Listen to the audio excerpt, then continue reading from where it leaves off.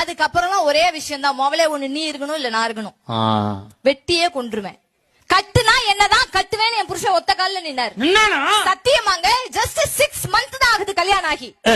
6 மாசத்துல இப்ப சொல்றாரு வெட்டுனா ஒன்னதான் வெட்டுவேன். ஓவரா பேசிக்கிட்டு தெரியுறியாமே. 6 மாசமா? யார் கல்யாணம் ஆகி 6 மாசம்?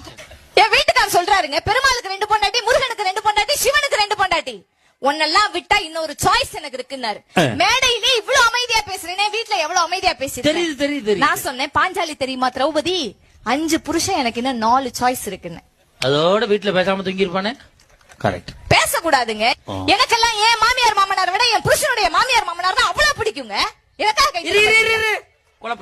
குழப்பத்தை உண்டு விட்டேன். மெட்ராஸ் வேலையை நீ காட்டுற. என்ன குழப்பம்? என்ன சொன்ன திருப்பி சொல்லு. எனக்கெல்லாம் என் மாமியார் மாமனாரை விட என் புருஷனுடைய மாமியார் மாமனார்னா ரொம்ப பிடிக்கும். அப்போ உங்க அப்பா அத்தா குழப்பிட்டாங்க பாத்தீங்களா? எவ்வளவு டெக்னிக்கா பேசுறதுக்கு பாருங்க.